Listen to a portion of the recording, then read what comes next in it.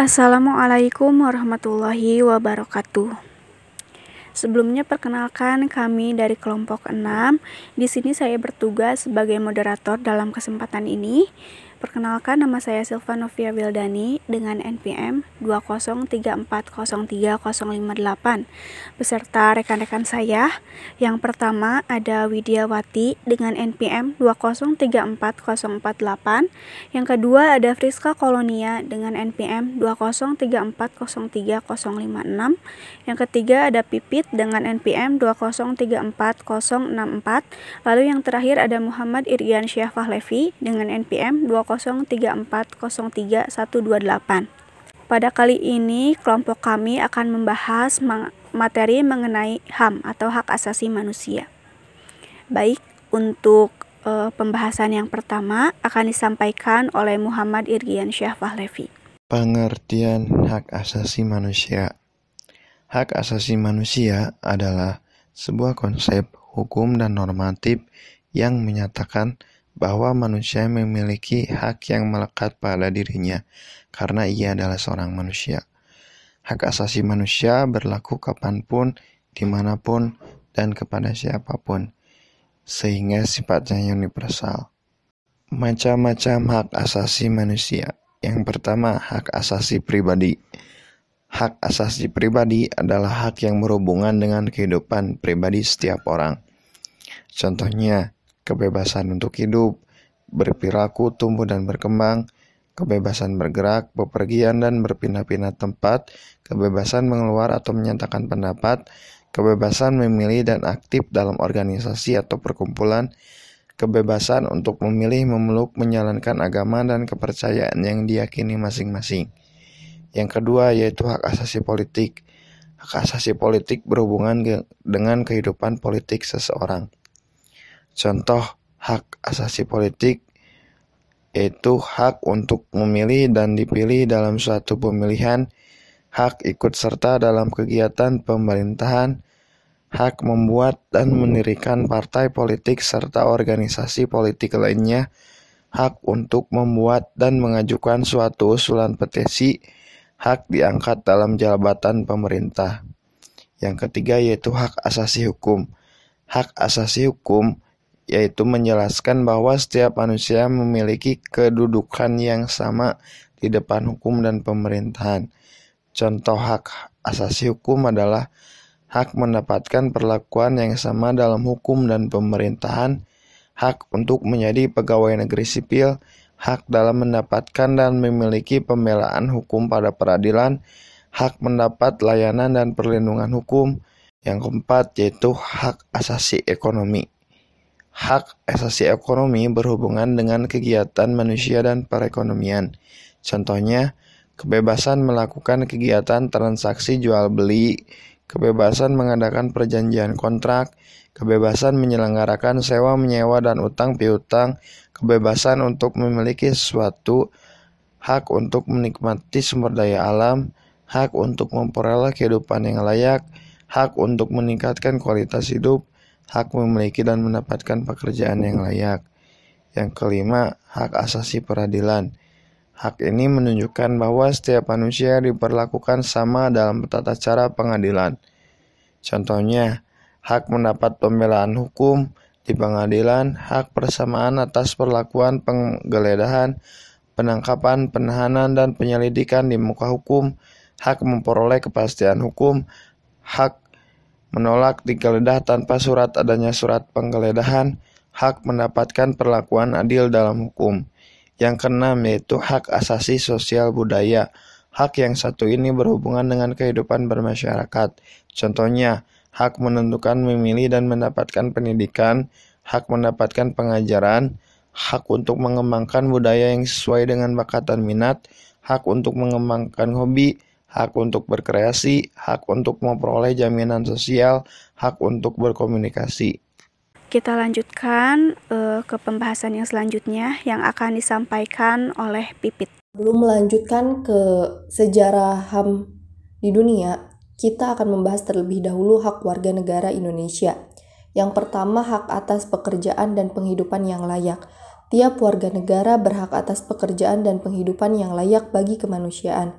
Pasal 27 ayat 2. Yang kedua, hak untuk hidup dan mempertahankan kehidupan. Setiap orang berhak untuk hidup serta berhak mempertahankan hidup dan kehidupannya. Pasal 28A. Yang ketiga, hak untuk membentuk keluarga dan melanjutkan keturunan melalui perkawinan yang sah. Pasal 28B ayat 1. Yang keempat, hak atas kelangsungan hidup. Setiap anak berhak atas kelangsungan hidup, tumbuh, dan berkembang. Yang kelima, hak untuk mengembangkan diri dan melalui pemenuhan kebutuhan dasar dan berhak mendapat pendidikan ilmu pengetahuan dan teknologi, seni, dan budaya demi meningkatkan kualitas kehidupannya demi kesejahteraan hidup manusia. Pasal 28C ayat 1. Yang keenam, hak untuk memajukan diri dalam memperjuangkan haknya secara kolektif untuk membangun masyarakat bangsa dan negaranya.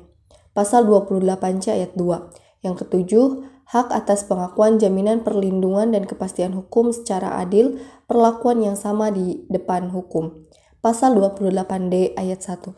Yang kedelapan, hak untuk mempunyai hak milik pribadi, hak untuk hidup, hak untuk tidak disiksa, hak kemerdekaan pikiran dan hati nurani, hak beragama, hak untuk tidak diperbudak, hak untuk diakui sebagai pribadi di hadapan hukum, dan hak untuk tidak dituntut atas dasar hukum yang berlaku.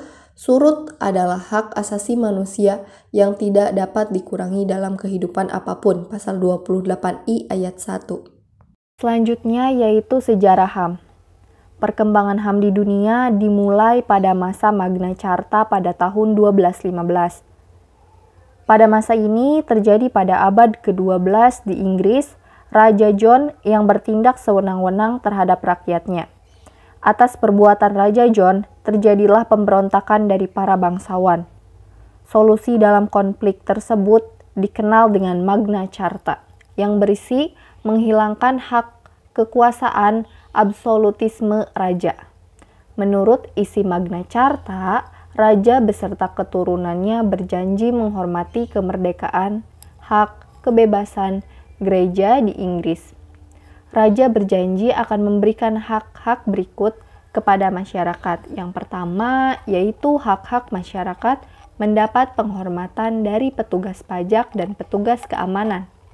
Artinya, masyarakat tidak akan mendapatkan perlakuan tidak adil tanpa bukti yang kuat. Seseorang tidak akan mendapatkan hukuman atau sanksi tegas tanpa adanya perlindungan hukum. Kemudian yang kedua yaitu Petition of Right. Pada tahun 1628, Petition of Right merupakan sebuah tuntutan kepada Raja Charles I di hadapan parlemen yang terdiri dari utusan rakyat atau the House of Commons. Dokumen Petition of Right merupakan penuntutan pajak yang disertai persetujuan. Artinya, warga negara tidak boleh dipaksakan menerima tentara di rumahnya. Kemudian, yang ketiga, Bill of Rights terjadi pada tahun 1689. Menurut Bill of Rights, manusia pada dasarnya memiliki kesetaraan di hadapan hukum. Gagasan tersebut memperkuat terciptanya negara hukum dan sistem demokrasi. Bill of Rights berisi kebebasan berbicara dan berpendapat bagi anggota parlemen. Anggota parlemen sebagai pemegang perizinan terkait pajak, undang-undang, dan pembentukan tentara. Kebebasan memeluk agama bagi semua warga dan keputusan raja dapat diubah oleh parlemen. Lalu, materi yang ketiga akan disampaikan oleh Friska Kolonia. Sejarah HAM selanjutnya yaitu Declaration of Independence.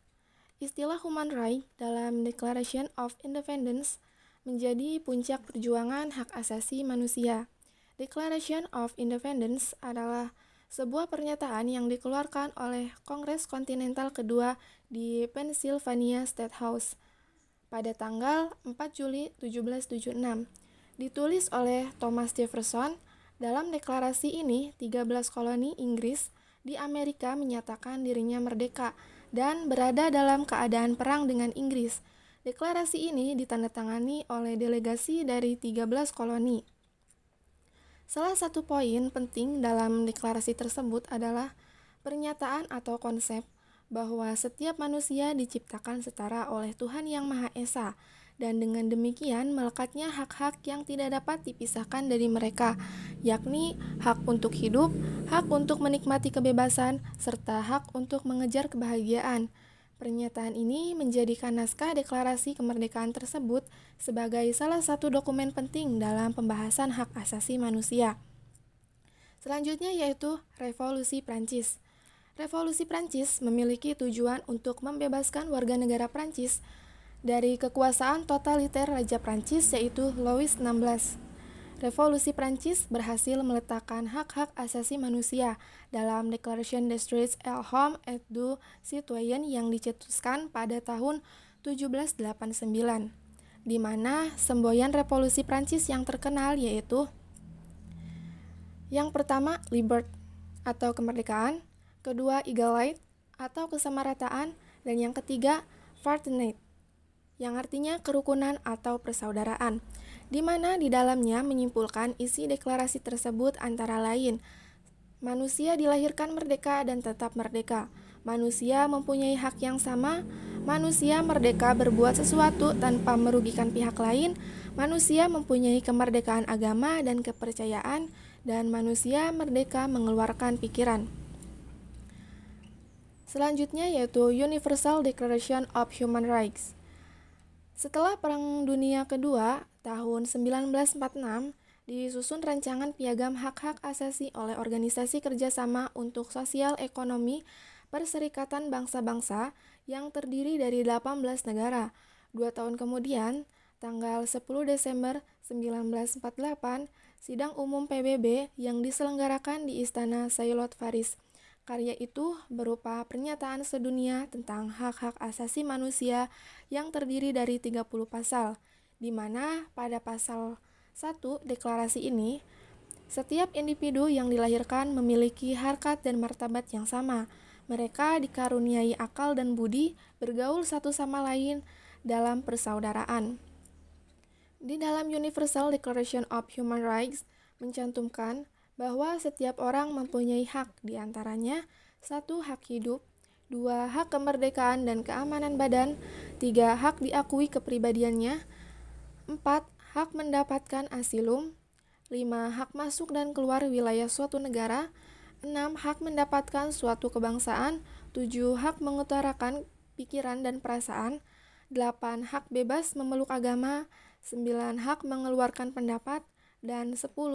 Hak mendapat jaminan sosial. Lalu, materi yang terakhir akan disampaikan oleh rekan saya, Widiawati. Yang selanjutnya yaitu mengenai perkembangan hak asasi manusia di Indonesia. Sejarah hak asasi manusia di Indonesia.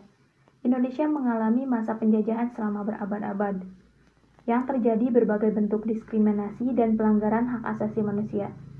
Pada zaman penjajahan Belanda, rakyat Indonesia diklasifikasikan menjadi 3 strata sosial, yaitu masyarakat Eropa sebagai kelas pertama, masyarakat timur asing seperti Cina, India, Arab sebagai kelas kedua, dan masyarakat pribumi sebagai kelas ketiga. Stratifikasi tersebut berujung pada tindakan diskriminatif yang mendorong bangsa Indonesia dari berbagai lapisan masyarakat untuk memperjuangkan hak-haknya sebagai manusia.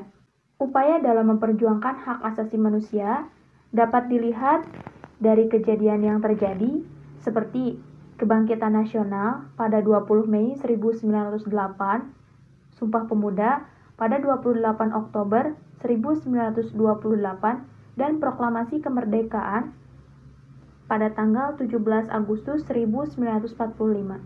Tahun 1993 berdasarkan keputusan Presiden nomor 50 tahun 1993 dibentuk Komisi Hak Asasi Manusia. Selanjutnya, persoalan HAM dimasukkan dalam GBHN tahun 1998. Sidang Istimewa MPR 1998 memutuskan Piagam HAM secara eksplisit melalui ketetapan MPR RI nomor 17/MPR/1998 tentang pandangan dan sikap bangsa Indonesia terhadap HAM. Ketetapan MPR nomor 17 ini dijabarkan dalam Undang-Undang Republik Indonesia nomor 39 tahun 2000 sebagai pelaksanaan HAM di Indonesia. Adapun prinsip dan basic konsep pengembangan HAM di Indonesia. Konsep mengenai hak asasi manusia di Indonesia terdapat 3 poin, yaitu yang pertama, proklamasi. Proklamasi merupakan sebuah tonggak awal dalam semangat dan upaya penegakan dan perlindungan terhadap hak asasi manusia. Lalu, yang kedua, pembukaan Undang-Undang Dasar 1945. Pada alinea pertama, pembukaan Undang-Undang Dasar 1945 berbunyi bahwa kemerdekaan adalah hak segala bangsa. Menurut Noto Nagoro, manusia sebagai individu mempunyai hak kodrat dan hak moral untuk berdiri sebagai pribadi atau hidup bebas. Lalu poin yang terakhir yaitu Pancasila. Konsep HAM dalam Pancasila berpijak pada sila kedua dalam Pancasila, yaitu kemanusiaan yang adil dan beradab. Konsep hak asasi manusia dalam Pancasila ini lebih fundamental apabila dijabarkan lebih lanjut dari perspektif filosofis. Pemahaman Pancasila sebagai filsafat bangsa Indonesia bertumpu pada hakikat manusia, makhluk individu, dan sosial. Kebebasan dalam Pancasila adalah kebebasan yang bebas akan tetapi memiliki batasan berupa nilai-nilai dan norma. Untuk pembahasan materi, kami cukupkan sampai di sini. Lalu yang selanjutnya kami akan memberikan beberapa contoh kasus pelanggaran HAM yang pernah terjadi di Indonesia. Untuk kasus pelanggaran HAM yang pertama yaitu tragedi Wamena dan Jayapura pada tanggal 23 September 2019. Pemerintahan Jokowi harus akhiri militerisme di tanah Papua.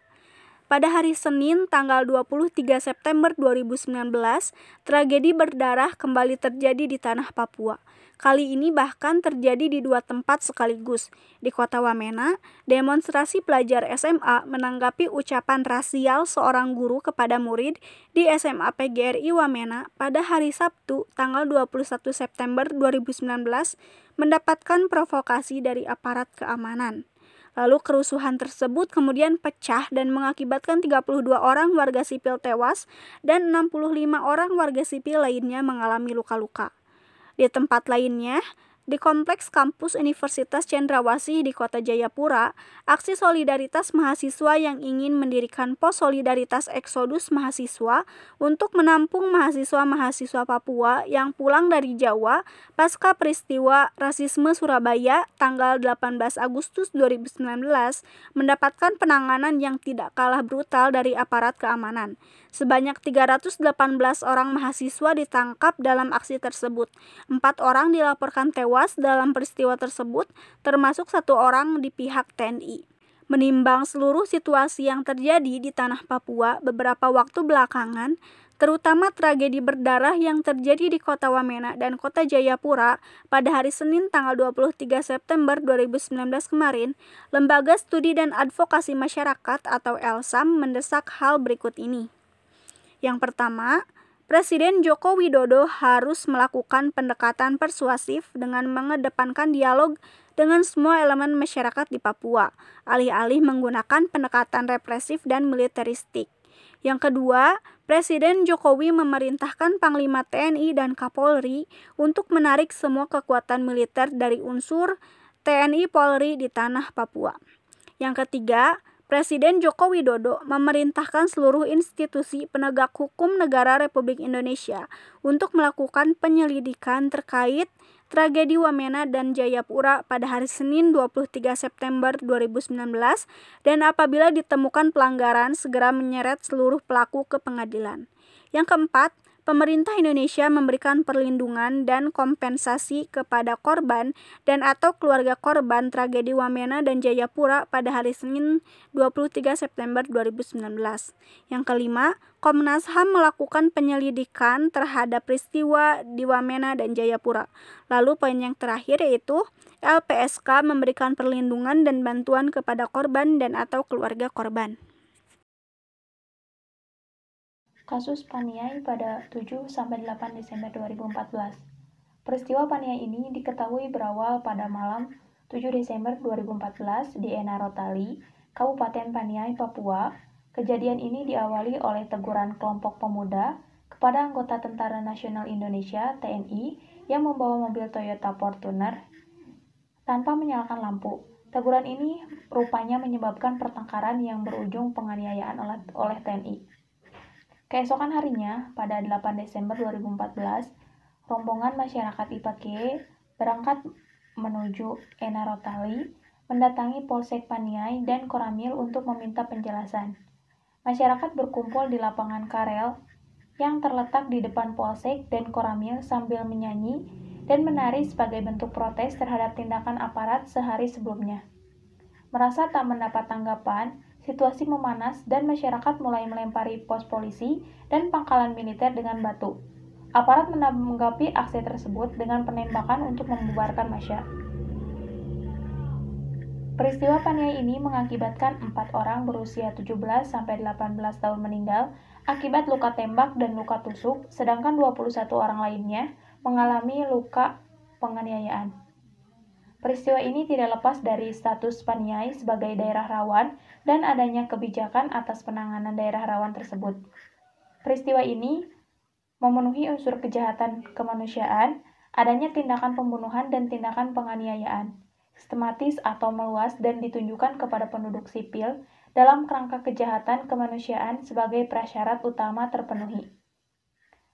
Atas peristiwa tersebut, Komnas HAM menyebut Kodam atau Cendrawasih sampai Komando Lapangan di Enarotali, Paniai diduga sebagai pelaku yang bertanggung jawab. Tim penyidik juga menemukan pelanggaran yang dilakukan oleh anggota kepolisian, namun bukan dalam kerangka pelanggaran HAM berat. Tim yang dipimpin Hoirul telah melakukan kerja penyelidikan dengan melakukan pemeriksaan para saksi sebanyak 26 orang, meninjau dan memeriksa TKP di Enarotali, Kabupaten Paniai, pemeriksaan berbagai dokumen, diskusi ahli, dan berbagai informasi yang menunjang pengungkapan peristiwa pada tanggal 7-8 Desember 2014 tersebut. Setelah melakukan pembahasan mendalam di sidang paripurna, peristiwa Paniai pada 7 dan 8 Desember 2014 secara aklamasi diputuskan sebagai peristiwa pelanggaran hak asasi manusia berat. Kasus selanjutnya yaitu tudingan pelanggaran HAM terkait proyek Mandalika. Proses pembebasan tanah mega proyek pembangunan pariwisata di Mandalika, Lombok, Nusa Tenggara Barat dituding melanggar hak asasi manusia penduduk lokal. Kuasa hukum salah satu warga yang dirugikan atas pembangunan tersebut mengatakan pelanggaran HAM terjadi karena tidak terpenuhinya hak warga dan terus dilakukannya pembangunan dengan melibatkan aparat penegak hukum. Sebelumnya, tudingan akan adanya pelanggaran HAM di lokasi yang akan dibangun sirkuit MotoGP itu juga disampaikan oleh sejumlah pakar Perserikatan Bangsa-Bangsa untuk HAM pada tanggal 31 Maret 2021. Pakar tersebut menyampaikan bahwa dalam proses pembangunan itu telah terjadi perampasan tanah yang agresif, penggusuran dan pengusiran paksa terhadap masyarakat adat Sasak, intimidasi dan ancaman serta tidak ada ganti rugi. Kuasa hukum seorang warga yang mengklaim bahwa belum mendapatkan uang dari pembebasan lahan sirkuit Mandalika. Pemerintah menargetkan pembangunan sirkuit MotoGP sepanjang 4,32 km dan fasilitasnya di Mandalika akan selesai pada Juli mendatang. Namun hingga kini, proses pembebasan lahan dan pemenuhan hak warga lokal disebut masih bermasalah. Akibatnya, warga yang tidak tahu pindah kemana harus kehilangan mata pencarian akibat bentang alam yang rusak karena dibangun jalan sirkuit yang akan mengelilingi kawasan ekonomi khusus Mandalika. Kemudian, akses pendidikan bagi anak mereka menjadi terganggu dan juga memunculkan gangguan kesehatan akibat polusi pembangunan. Sebenarnya, dari aparat pemerintahan menyatakan bahwa tidak ada pelanggaran HAM terkait kasus tersebut. Namun, berdasarkan laporan tahunan terkait deretan pelanggaran HAM yang dirilis oleh Amerika Serikat pada tahun 2020, juga terdapat Indonesia di mana ada 8 pelanggaran yang dibeberkan Amerika, salah satunya yaitu diskriminasi hak atas kepemilikan tanah, di mana undang-undang di Indonesia juga dianggap memungkinkan pemerintah mengambil alih lahan tanah untuk kepentingan umum asalkan memberi kompensasi yang sesuai kepada pemiliknya. Namun, Amerika Serikat menganggap pemerintah RI kerap menyalahgunakan kewenangannya untuk mengambil alih atau bahkan memfasilitasi akuisisi oleh pihak swasta atas tanah untuk proyek pembangunan tanpa kompensasi yang adil dan sesuai terhadap pemiliknya. Polisi terkadang mengusir mereka yang terlibat sengketa tanah tanpa proses hukum. Seringkali berpihak pada penggugat terkait bisnis atas individu atau komunitas lokal. Amerika Serikat lantas menyinggung kasus yang menimpa kelompok tani mapan di Desa Sedang, Sumatera Selatan pada April 2020. Dalam kasus itu, polisi membantu pihak perusahaan kelapa sawit menghancurkan gubuk penyimpanan beras di tanah milik kelompok tani mapan. Begitulah isi laporan Amerika terkait pelanggaran HAM di Indonesia, dan memang begitu pula kenyataan yang ada saat ini. Pelanggaran HAM selanjutnya yaitu terjadi ketika aksi demonstrasi para mahasiswa September 2019. Komnas HAM Hairyansyah menyampaikan menemukan 5 pelanggaran HAM yang terjadi pada demonstrasi 24 September sampai 30 September 2019 itu. Pelanggaran menyangkut hak untuk hidup, hak memperoleh keadilan, hak anak, hak atas rasa aman, dan hak atas kesehatan. Selain itu, komisi yang dipimpin oleh Ahmad Taufandi Manik turut menyimpulkan aksi 24 September sampai 30 September 2019 adalah implementasi kebebasan berpendapat dan berekspresi. Sedangkan dalam penanganannya, polisi dianggap sudah memberikan fasilitas pengamanan hingga batas waktu sesuai regulasi yang berlaku, yaitu pukul 6 sore. Kendati demikian, pada malam hari polisi tidak mematuhi prosedur. Demonstrasi 24 September 2019 sampai 30 September 2019 diketahui sebagai unjuk rasa besar pasca reformasi 1998. Aksi itu dilakukan di berbagai daerah, membawa tuntutan penolakan revisi Undang-Undang KPK, RKUHP, dan beliad lain yang dianggap kontroversial. Komnas HAM menyimpulkan adanya dugaan pelanggaran prosedur tetap atau protap polisi yang meliputi penggunaan kekerasan, pembatasan akses terhadap terduga pelaku, lambannya penanganan medis, dan terbatasnya akses bantuan hukum. Berdasarkan itu, Komnas HAM memberikan rekomendasi kepada Presiden Jokowi dan Ketua DPR Puan Maharani untuk melibatkan multi-stakeholder dalam penetapan kebijakan penyediaan dalam rangka demokrasi untuk fasilitas untuk unjuk rasa, memastikan penegakan hukum oleh kepolisian dan pemulihan terhadap korban. Rekomendasi untuk polisi adalah penegakan hukum bagi anggotanya yang terbukti melanggar HAM, sementara bagi kepala daerah melakukan koordinasi dengan aparat penegak hukum untuk fasilitas layanan kesehatan saat unjuk rasa dan mendorong proses pemulihan trauma pada korban, khususnya anak. Pada kesempatan yang sama, Komisioner Komnas HAM Amiruddin mengatakan temuan itu untuk mengingatkan instansi terkait yang bertanggung jawab tentang korban demonstrasi. Sebab dalam unjuk rasa 24 September 2019 sampai 30 September 2019 memakan korban jiwa. Untuk diketahui, 5 orang yang meninggal adalah Bagus Putra Mahendra 15 tahun, Maulana Suryadi 23 tahun, Akbar Alamsyah 19 tahun, Imawan Randi 22 tahun, dan Yusuf Kardawi 19 tahun. polisi baru menetapkan anggota Polda Sulawesi Tenggara Brigadir AM sebagai tersangka atas penembakan terhadap Randi, sementara sisanya belum diketahui pelakunya. Dalam laporan Komnas HAM, hingga 15 Oktober 2019 terdapat 1.489 orang ditangkap di Jakarta akibat menyampaikan pendapat di muka umum pada 24 September 2019 sampai 30 September 2019. Dari jumlah itu, 1.109 orang dinyatakan tidak bersalah, sementara 308 demonstran berstatus tersangka.